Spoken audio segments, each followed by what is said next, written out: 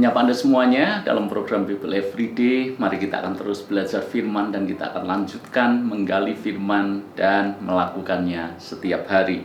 Mari buka Alkitab Anda di dalam 2 Tawarikh pasal yang ke-18.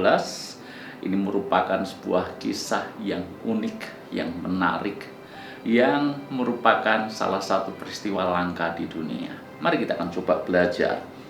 Kalau singkatnya seperti ini, bahwa Yosafat itu diajak untuk bergabung dengan Ahab untuk memerangi Raja Aram yang ada di daerah Ramoth Gilead. Jadi rupanya pada waktu itu kerajaan Yehuda bersekutu dengan kerajaan Israel.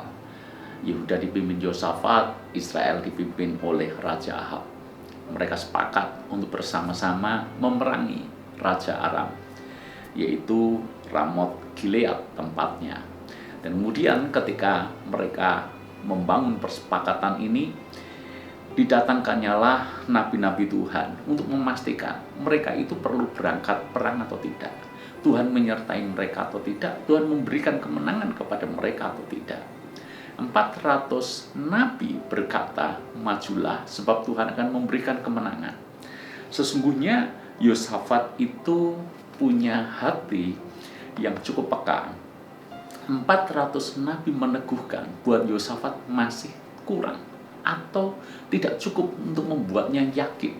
Maka di dalam ayat yang ke-6, tapi Yosafat bertanya, tidak adakah lagi di sini seorang nabi Tuhan supaya dengan perantaraannya kita dapat meminta petunjuk? Jadi Yosafat sudah mendengar peneguhan 400 nabi, tapi buat dia tidak cukup membuat yakin. Maka dia bertanya sekali lagi kepada Ahab, masih ada tidak nabi yang bisa memberikan petunjuk daripada Tuhan? Dan kemudian Raja Israel atau Ahab berkata, masih ada satu lagi. Tetapi yang satu ini seringkali bertentangan dengan yang 400 ini.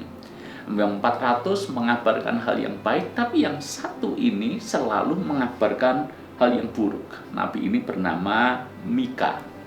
Dan padahal kita tahu bahwa Mika ini sesungguhnya adalah nabi sejati, yang 400 ini adalah nabi palsu. Kenapa bisa demikian? Yang 400 nabi ini hanya ingin menyenangkan hati raja, hanya ingin mengatakan sesuatu yang manis untuk didengar saja, tapi bukan yang sebenar-benarnya dari Tuhan. Justru yang sebenar-benarnya dari Tuhan adalah dari Nabi Mika ini. Dan melalui Nabi Mika, Tuhan sudah menyampaikan pesan bahwa Ahab akan mati di peperangan itu kalau nekat maju berperang. Kalau Anda baca di dalam ayat yang ke-27, tapi jawab Mika, jika benar-benar engkau pulang dengan selamat, tentulah Tuhan tidak berfirman dengan perantaraanku. Jadi saudara, Mika sudah kasih pesan kepada Ahab, kalau engkau bisa pulang dengan selamat, itu berarti firman ini bukan dari Tuhan. Dia berkata demikian. Dengan kata lain, Nabi Mika mau berkata, kalau engkau nekat mau berperang, karena firman atau pesan ini datang daripada Tuhan sendiri, engkau tidak akan pernah kembali dengan selamat. Lalu kemudian apa yang terjadi selanjutnya? Bagaimana kisah Ahab? Benarkah dia maju berperang? Ternyata iya, dia lebih mengikuti arus mayoritas. Bayangkan 400 melawan satu orang yang berkata jangan berperang karena pasti mati. 400 berkata berperang, nanti akan menang. Tentu saja Ahab memilih mendengarkan yang 400 ini. Benar, Yosafat dan Ahab maju berperang di Ramoth Gilead. Sebetulnya Raja Ahab sudah membuat skenario benar-benar supaya dia aman, supaya dia tidak mati di medan peperangan. Karena dia tahu bahwa Raja Israel itu jadi incaran. Sebab ayat yang selanjutnya menyatakan bahwa Raja Aram kasih pesan kepada seluruh prajuritnya, cari Raja Israel jadi target utama. Raja Ahab dengan cerdik, dia menyamar. Dia menyamar bukan lagi menjadi Raja Israel. Bahkan sebaliknya, dia minta Yosafat yang seolah-olah Raja Israel. Kurang apa coba? Dia menyamar dan dia berharap akan aman keadaannya. Yang terjadi apa di medan peperangan? Dan benar, Yosafat dikejar-kejar karena dianggap dia Raja Israel. Tapi ternyata mereka sadar bahwa dia bukan Raja Israel. Dan saudara-saudara, Alkitab mencatat sebuah peristiwa yang cukup langka.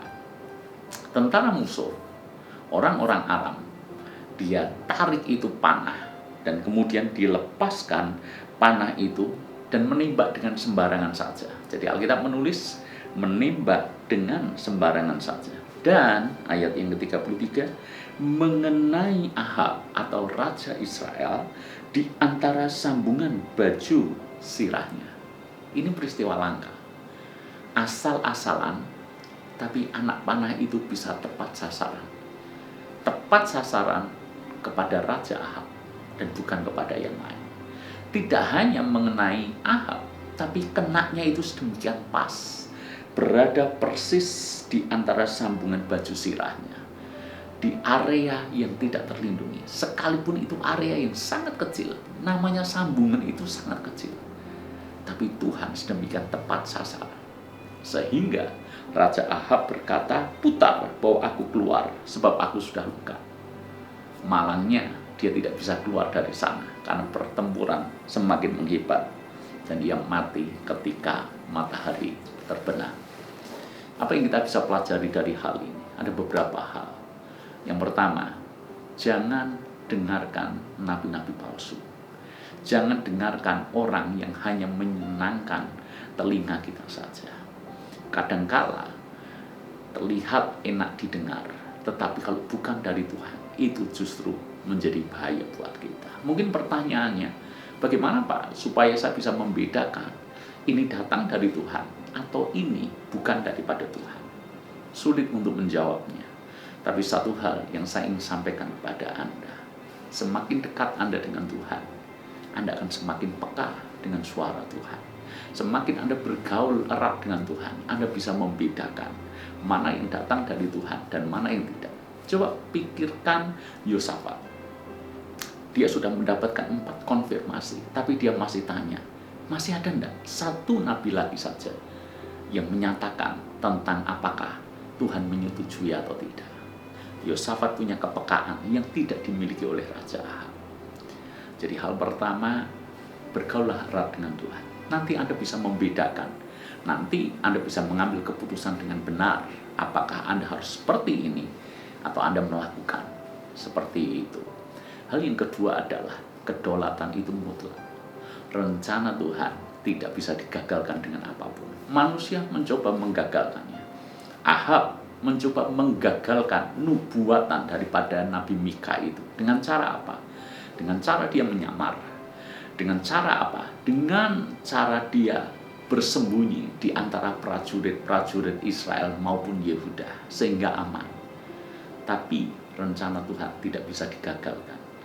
Pikirkan, sembarangan saja tapi bisa mengenai Ahab. Kenapa bukan yang lain? Tapi kenapa mesti Ahab? Dan kenapa tepat di sambungan baju sirahnya, di bagian yang tidak terlindungi? Tuhan rencananya tidak bisa digagalkan. Itu sebabnya kalau kita sungguh-sungguh hidup dengan Tuhan, rencana Tuhan yang indah itu juga tidak bisa digagalkan. Jadi kalau kita hidup sungguh-sungguh melekat dengan Tuhan, orang berusaha menghambat, orang berusaha menghalangi, orang berusaha menggagalkan rencana Tuhan itu. Tapi kalau Anda dan saya hidup dekat dengan Tuhan, sesungguhnya tidak ada satu manusia pun yang bisa menggagalkannya. Kalau tangan Tuhan sudah terkedang untuk memberkati, siapa yang bisa menurunkannya? Itu sebabnya cari Tuhan, cari hadiratnya, membuat kita semakin peka dan mengerti apa maksud dan kehendak Tuhan dalam hidup kita. Tuhan berkati.